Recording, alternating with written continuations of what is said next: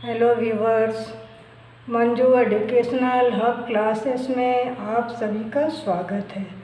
आज के क्लास में हम लोग तत्सम और तद्भव शब्दों के बारे में चर्चा करेंगे।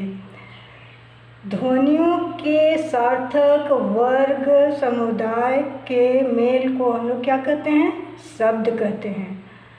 शब्द अपने कुछ स्वतंत्र होकर और कुछ मेल से अपना अर्थ को स्पष्ट करते हैं। शब्द दो प्रकार के होते हैं, सार्थक और निरर्थक। सार्थक शब्द वे होते हैं जिसका अर्थ निकलता है, और निरर्थक शब्द वे शब्द होते हैं जिसका अर्थ नहीं निकलता है।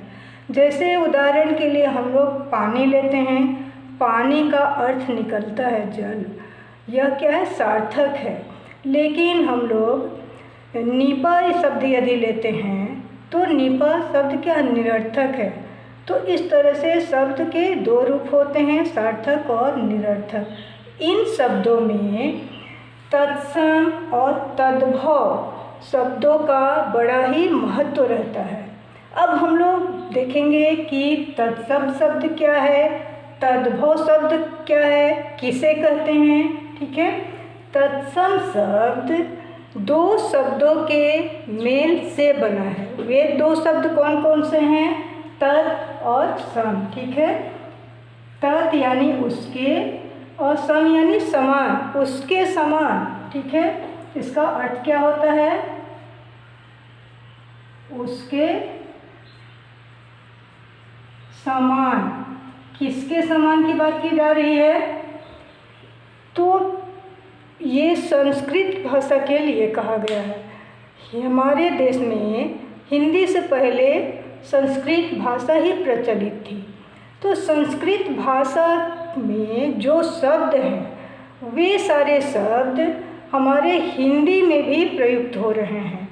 तो संस्कृत के वे सभी शब्द जो हिंदी में प्रयुक्त हो रहे हैं उसे ही क्या कहा जाता है? तत्सम शब्द कहा जाता है। It is clear. नेक्स्ट, तद्भव शब्द। तद्भव शब्द भी दो शब्दों के मेल से ही बना है। तत् यानी उसके और भव यानी होना। ठीक है, उसके समान होना। तो तद्भव शब्द भी जो है ये भी संस्कृत से ही निकला हुआ शब्द है। लेकिन जिस तरह से तत्सम शब्द हिंदी में ज्यों के त्यों प्रयोग किए जाते हैं, प्रयुक्त होते हैं, लेकिन यहाँ तद्भव शब्द जो होता है संस्कृत से निकले हुए शब्द वो जो हैं वे परिवर्तित हो जाते हैं या विकसित शब्द होते हैं। ठीक है, तो इस तरह से जो विकसित शब्द होता है वे हमारे तद्भव शब्द होते हैं, और जो संस्कृत के शब्द ज्यों के त्यों हिंदी में प्रयुक्त हो रहे हैं, प्रयोग हो रहे हैं, वो हमारा तत्सम शब्द है। अब हम लोग कुछ उदाहरण देखेंगे। जैसे राजा है, ठीक है, पुष्प है, कवि है, निष्ठुर है, ये सभी क्या है? आज्ञा है। आज्ञा है, अग्नि है, वायु है, ये सारे शब्द क्या हैं? संस्कृत के ही शब्द हैं। और ये सारे शब्द किस में प्रयोग किए जाते हैं? तत्सम शब्द में। नेक्स्ट है तद्भव शब्द। जैसे हिंदी और संस्कृत के ही शब्द रहते हैं लेकिन परिवर्तित रूप का प्रयोग किया जाता है। ठीक है, तो यदि हम अग्नि को लेते हैं तो अग्नि का परिवर्तित रूप क्या हो जाता है? आग। ये हमारा क्या है? तद्भव शब्द है। फिर निष्ठुर है तो इसका तद्भव शब्द क्या होगा? निठुर हो जाएगा। ठीक है, पुष्प का फूल। ठीक है, वत्स का होता है, वत्स हमारा क्या है? तत्सम शब्द है, ये संस्कृत के शब्द हैं। तो इसका यदि तद्भव हम लोग बनाते हैं तो बच्चा होता है या बाछा कहा होता है, ठीक है।